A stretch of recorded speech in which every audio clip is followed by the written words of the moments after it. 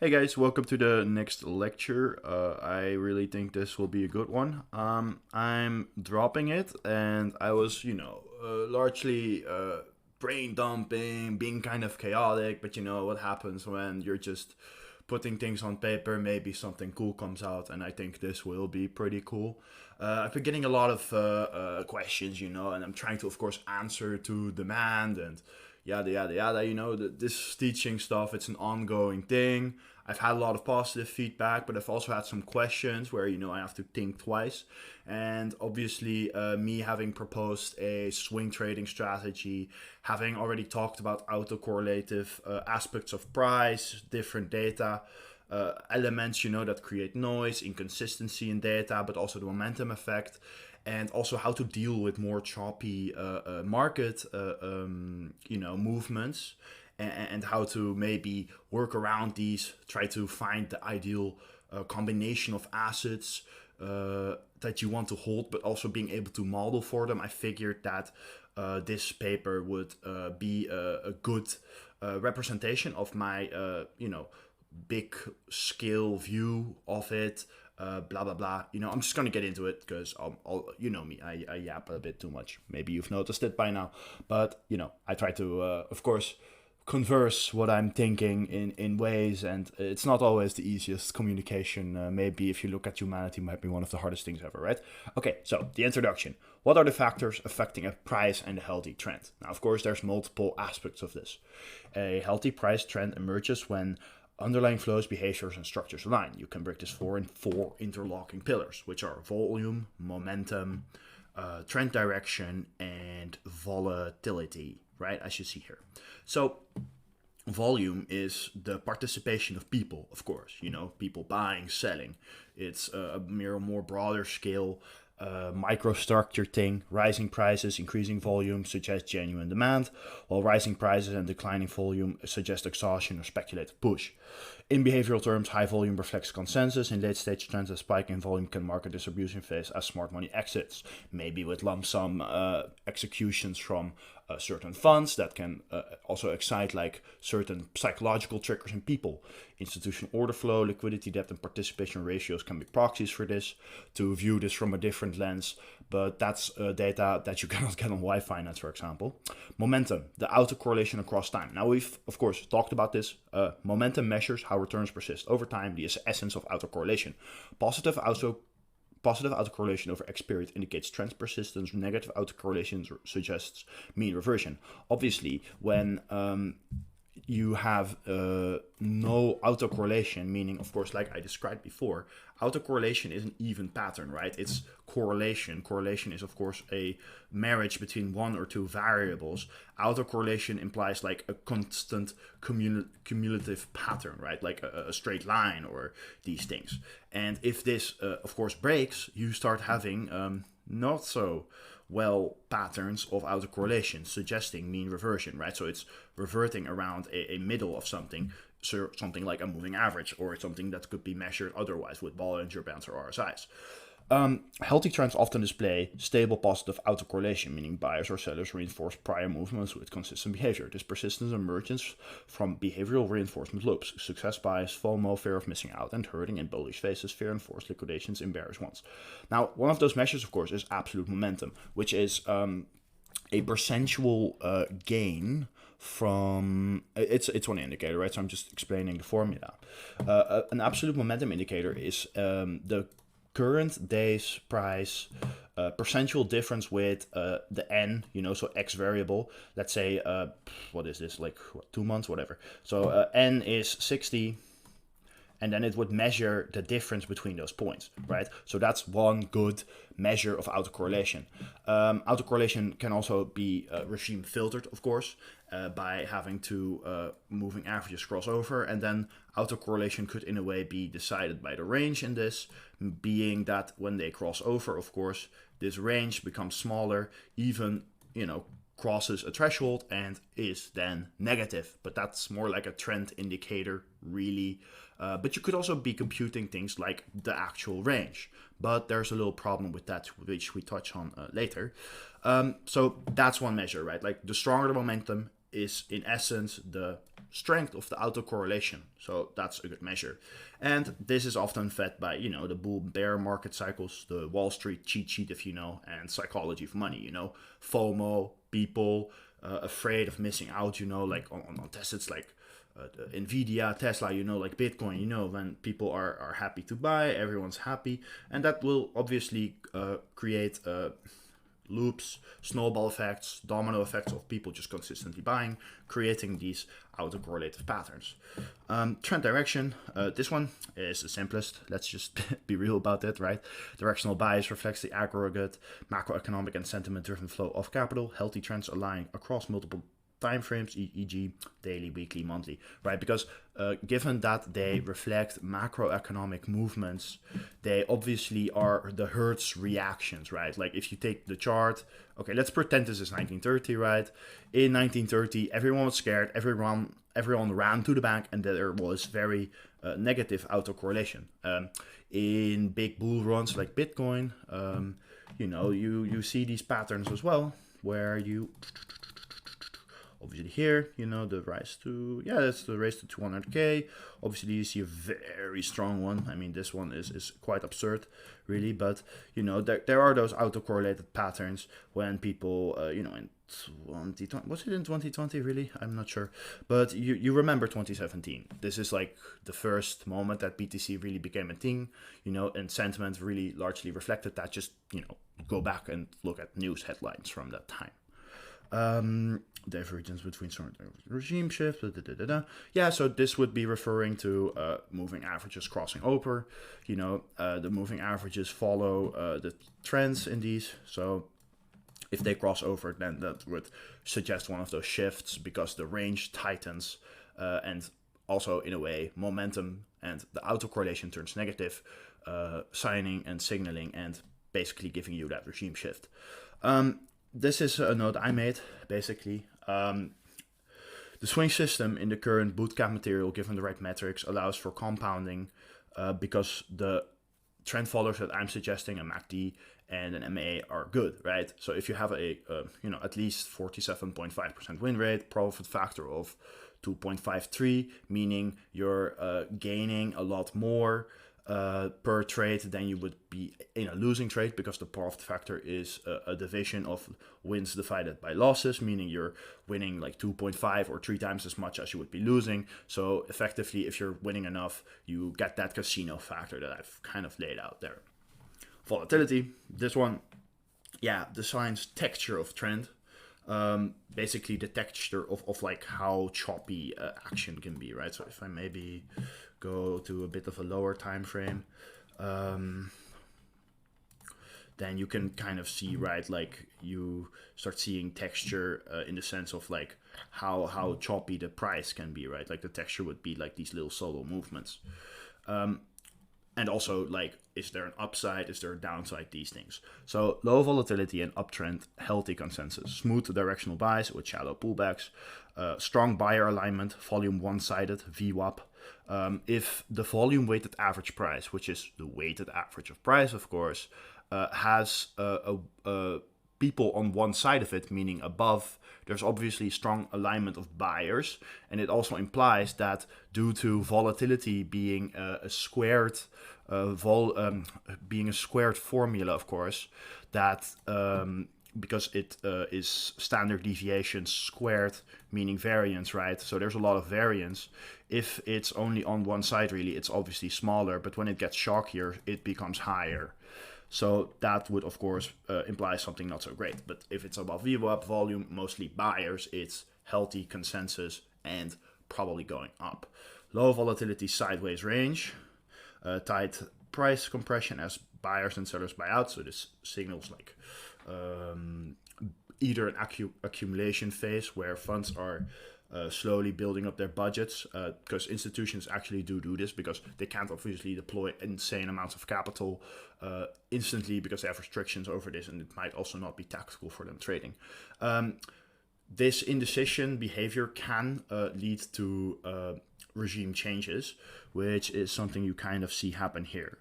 ATR is average true range channel breakout system. When value crosses boundary of channel, a breakout change in trend is occurring. Measure of volatility indicates how much an asset's price has moved on average over a specific time frame. Most recent period high minus the period low.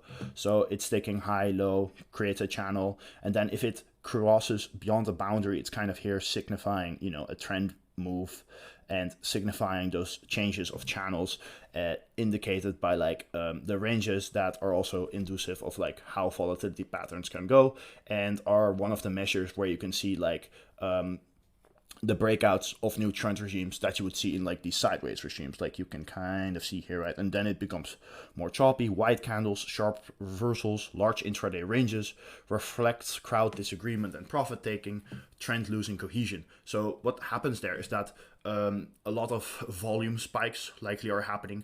A lot of people trying to bet on where they are going, but at some point, obviously, this range can break, and people will sell due to psychological reactions, liquidations, like you see here, right? Liquidations, stop losses being triggered, etc., right? Forced selling in another way, as I've kind of phrased here more intelligently. Emotional and stable phase, often marking capitulation. So basically the bulls versus the bears, in a way, if you will. Okay, so now something that is very important to note, and why momentum effect, trend following, in particular, in my opinion, and I think gives me a lot of faith and peace, is that this is from Leverage from the Long Run paper, by the way, and this is ranked asset allocation model. So note that in healthy trends filtered by NMA, volatility is lower, and with an uptrend measure, optimally sufficient autocorrelation is detected by the indicator of choice to allow for a momentum effect to occur and for trend following to be viable. So because with low volatility and healthy consensus, autocorrelation can occur, given you have a good enough measure. Here, of course, it's more like deciding regime, but in a way, of course, if because if you work with one MA, and I just referenced ranges, right? So I measured a range. So let's suppose this is the moving average. You see a range, and usually with one moving average, there's not much to work with. So the buy price will very much be like, if we pass below, we would sell or exit. If we pass above, you buy, right? And when the value of price is, let's say, like here it's 126 and here it's 120, obviously that range is decided by the number 6 because it's the difference of the two. So again, still kind of an autocorrelative pattern. But when it's shocky, of course, let's plot like this, and here it would cross, you have a range. But when it's shocky, you know, it can touch and force you to sell, you know, but because of indecisions and these things, you know, not a healthy trend, of course. But that's why shorting, for example, is like in documented science and statistically decided, markets tend to go up, like you see in this. No, wait, that's not. You don't see it there. But when you zoom out, and it's a well-known thing, there's always been a left skew to prices in general going up. The skews on lower time frames, like hourly or minutes, are very much lower because there's a lot more indecision, right, and less autocorrelated patterns, right? The repetition of actions and the sentiment on the daily, obviously, because there's just not much time for people to make decisions or for certain psychological shifts to happen, or for macroeconomic events to happen, you know, like a COVID or something, that there's much more indecision by nature of it. Like there's just a lot more battle going down between the bulls and the bears by definition, because there's just not that much. But that's also divided by like volume and the liquidity around in those phases. Once you get the stronger autocorrelated patterns, more compacted also because the data becomes more consistent, it becomes an easier measure. So, interval compression and nature of observation. I've kind of been talking about that. Daily intervals represent aggregates of intraday behavior. That's kind of what I discussed in the base material, right?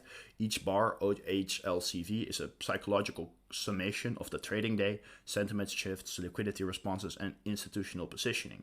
So, because the data becomes more consistent, because you're compressing all those volatility profiles, the autocorrelative like chance of it happening becomes better, because again, like I said, like the psychological events, all these things have actually time to be settled in funds, in discretionary portfolio management, decision making, positioning of anything, right? Believe it or not, a lot of quantitative funds will still have some kind of discretionary management going on, of course.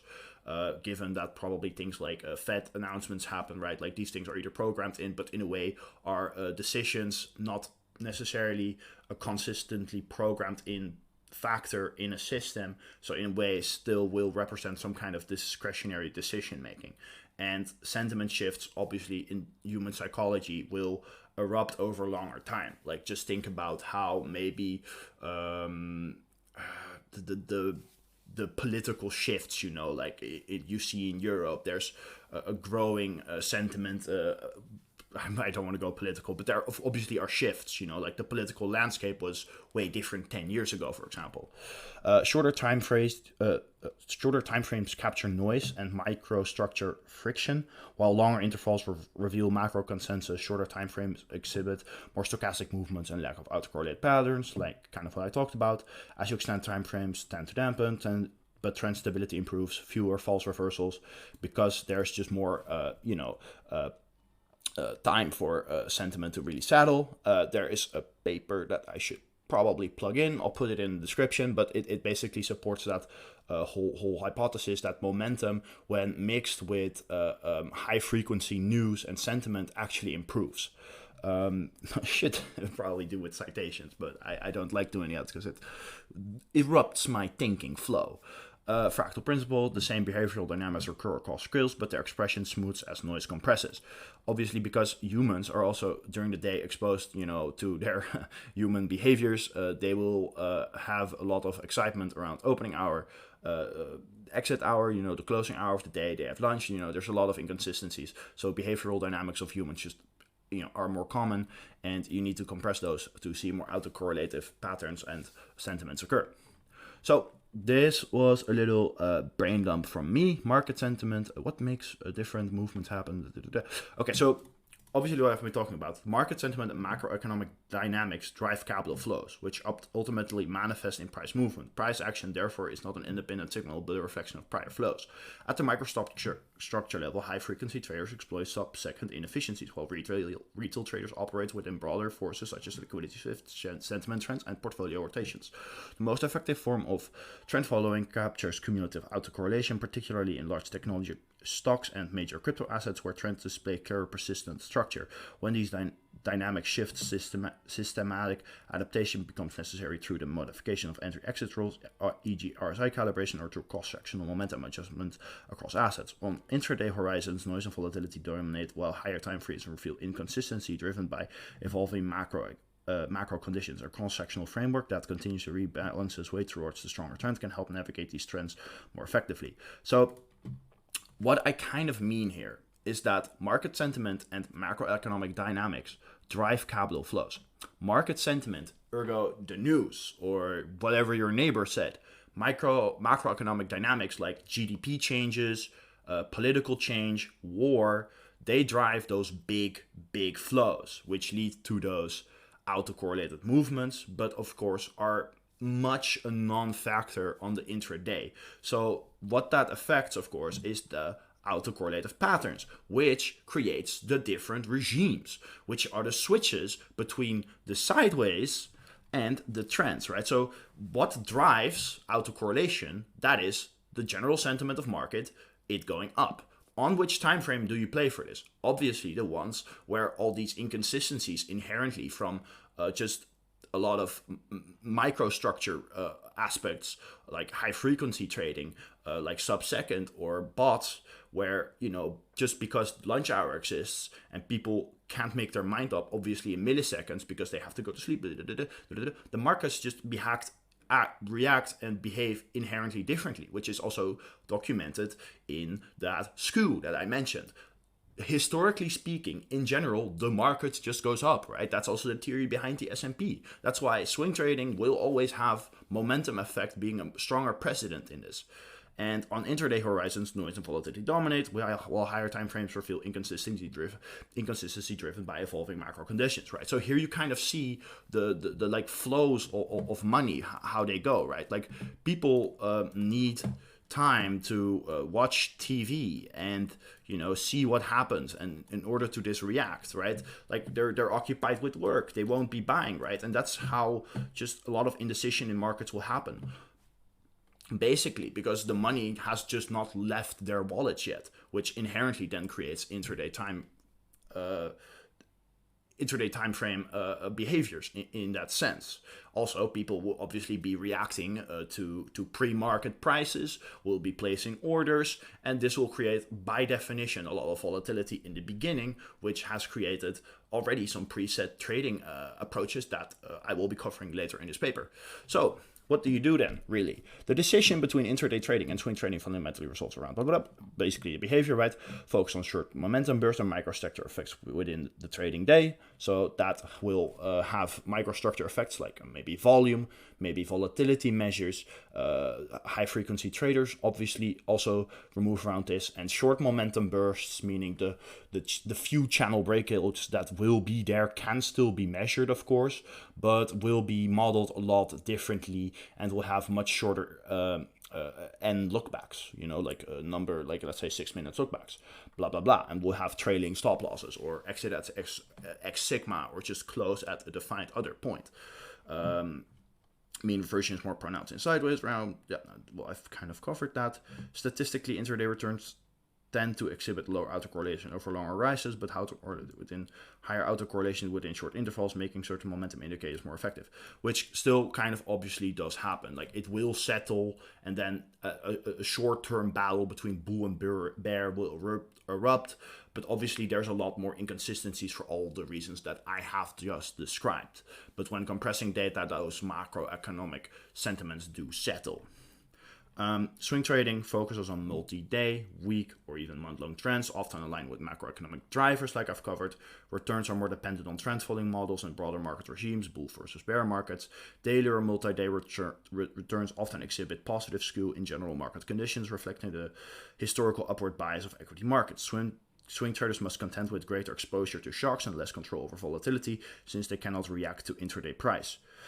So that's one element, of course, is that intraday is much more consistent, which is why hedge funds often will prefer this, because they have investors and people that they have to give a certain return by in between the months. Obviously when you invest in a hedge fund or something, you would like a certain payout per month. And because they can control more variables, which are also harder to model, they have more consistency, but they are exposed to more commission costs and these things, of course. And it's harder to operate. Alpha decay can happen more because there's more contention happening, because there's just less liquidity, which is why it's okay for me to share the swing trading strat, of course, because there is so much liquidity. You're just moving on macroeconomic moves, and the momentum effect is already so well documented, and the data takes mainly the sentiments and stuff, that alpha decay on higher time frames basically doesn't happen, which also makes intraday more competitive, but it has the advantage of giving you more consistency. Given that you model this well, you will be consistent probably 12 months of the year, whereas in swing trading you will not.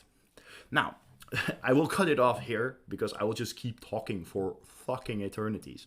But the next one moves into MACD, volatility normalized momentum, which is basically an answer to perhaps certain other things that happen, right? Because why am I so oriented towards Bitcoin and tech? It's because they are very popular. So sentiment is very centered in these assets, right? So because everyone will always be talking about Nvidia and these things, the autocorrelation will be stronger, because the movement from news, from sentiment, from investors will always be centered on these assets, making them easier to model with trend following indicators, if you get me, right? So trend following indicators will be stronger with the stronger sentimented assets, right? Which creates that money flow to have less indecision, because even on assets that are slightly less popular,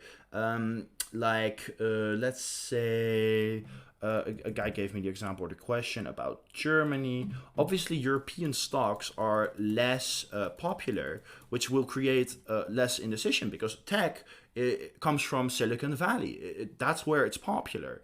And that creates a lot more choppy ranges. Also, they just generate less revenue. So it's less popular with investment. So sentiment will not be, sentiment, ergo the news, will not be central or organized or be happening in an event manner around these assets, making something like crypto that always just has a lot of attention and reaction and response because people are so obsessed with it, have stronger trends and more autocorrelative, or at least when it happens, when a regime change happens, the autocorrelation will be so strong that it's well tradable, while some assets can be considered just dead, like Coca-Cola. Coca-Cola is one of those mature companies that will always be turning out a certain revenue, but is simply out of its growth cycles.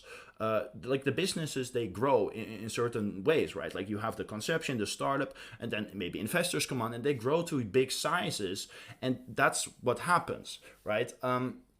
That also creates a difference between momentum effect, value, and small firm effect. These are the contradictions to CAPM. CAPM has a few contradictions, which are small firm, value, momentum effect, which explain outperformance. Momentum effect has these autocorrelative patterns. Small firm effect is mostly value investors or people early in that position themselves in, maybe some hedge funds do through financial analysis, and they will be there beating the market because they are there before sentiment goes to them. Momentum effect will work because if you, let's say, are there when the regime change happens, which I aim to teach basically, then you are outperforming because you are basically there at the bottom of the trend, right? Like you'll be buying basically here and not at the top because your timing's better if your indicators are good and grid searched well.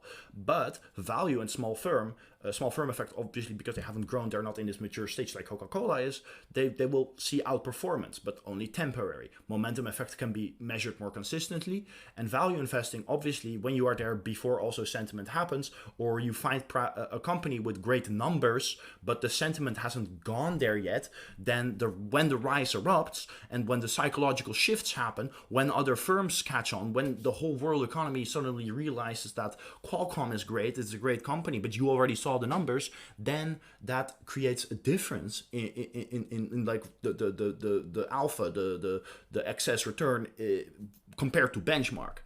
But this is harder to model, right? Because there's only annual reports, quarterly reports, these things, they are not there, right? It's harder to screen. It's because what can you do with 4 inputs per year? That's why I prefer momentum effect, because it also allows me to program in, hey, I want to filter the whole NASDAQ for a cross-sectional momentum model, for example, right? I'm going to end the rant now, but I think that should be insightful. We'll be moving on to the MACD because it normalizes certain values and could be giving an answer to these choppy periods, but I had to introduce that a little bit. Cheers. See you in a minute.